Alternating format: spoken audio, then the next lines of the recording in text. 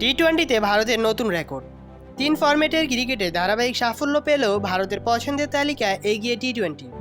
আইপিএলের প্রভাব ভালোভাবেই পড়েছে জাতীয়দের ছোট্ট সংস্করণ ক্রিকেটে, যা আলাদাভাবে এগিয়ে রাখতে সাহায্য করছে দেশটিকে। এবার টি-20 ফরম্যাটে অনন্য এক নজির তৈরি করেছে ভারত। সেঞ্চুরিয়ান সাউথ আফ্রিকার বিপক্ষে 211 রান করে নতুন মাইলফলক তৈরি করেছে গৌতম গম্ভীরের দল। চলতি বছরে এ নিয়ে 8 বার 200 রানের ঘর স্পর্শ করেছে ভারত, যা আন্তর্জাতিক ক্রিকেট তো বটেই, স্বীকৃত টি-20তেও এক পঞ্চিকাবর্ষে কোনো দলের প্রথম রেকর্ড। এর আগে 2023 সালে এক বছরে সর্বোচ্চ 7 বার 200 বা তার বেশি রানের কৃতিত্ব ছিল ভারতের।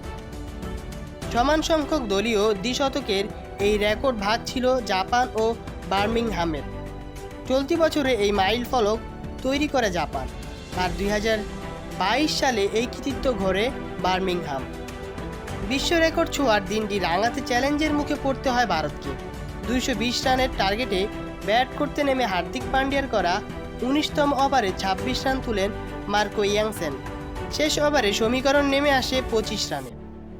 আশদীপের করা তৃতীয় বলে ইয়ানসেন এলবিডব্লিউর ফাঁদে পড়লে হার এড়াতে ব্যর্থ হয় সাউথ আফ্রিকা। 11 রানে জয়ের দিনে 4 ম্যাচ সিরিজের 2-1 ব্যবধানে এগিয়ে যায় ভারত। সফরকারীদের বড় সংগ্রহের দিনে সামনে থেকে নেতৃত্ব দেন তিলক বার্মা ও অভিষেক বার্মা।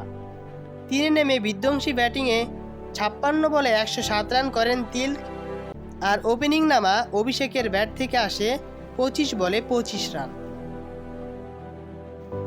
যারা চ্যানেলটা এখনো সাবস্ক্রাইব করেনি তারা চ্যানেলটা এখনো সাবস্ক্রাইব করুন এবং পাশে থাকা বেল আইকনটি বাজিয়ে দিন।